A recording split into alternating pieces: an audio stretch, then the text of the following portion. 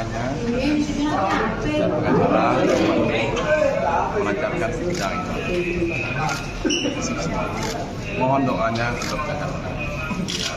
Di 4 landaknya itu dikasih nama nggak sih selama pemeliharaan? Landaknya isi nama apa enggak? Nggak ada. Nanti brandnya Pak Nyoman itu brandnya Landak. Yang pertama tentu kami apresiasi dan kami menaruh hormat kepada teman-teman penegak hukum dari Jaksa Penuntut Umum, karena artinya JPU memang hadir mewakili negara untuk merawat keadilan, sehingga tuntutan yang diberikan adalah tuntutan yang sesuai dengan fakta hukum. Jadi di dakwaan mungkin dianggap bersalah, tapi kan diuji di persidangan. Dari persidangan kemudian muncul fakta bahwa terdakwa tidak bersalah. Artinya perbuatan terdakwa ini versi Jaksa Penuntut Umum itu ada alasan penghapus pidana. Karena ada alasan penghapus pidana, maka beliau tidak dituntut hukuman, tapi yang dituntut tuntutan bebas. Dan itu wajar. Dan ada beberapa kasus di Indonesia juga tuntutan bebas itu biasa terjadi oleh JPU.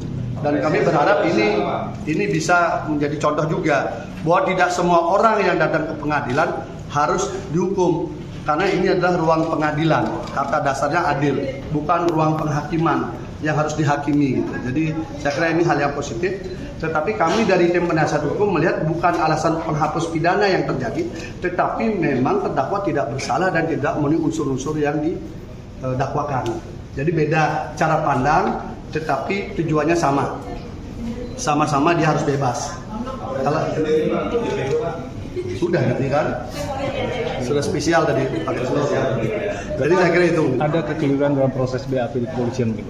Saya kira ini menjadi pelajaran kita bersama ya.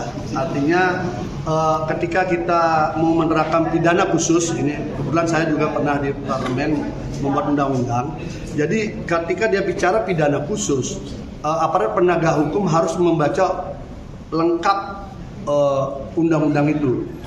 Kalau undang-undang ini kan jelas bahwa tentang konservasi, tentang pelestarian. Jadi norma utamanya itu adalah pelestarian. Jadi kalau ada orang melakukan pelestarian itu tidak didekati dengan pemidanaan. Jadi jangan membaca pasalnya hanya satu pasal, dua pasal dikaitkan orang dihukum.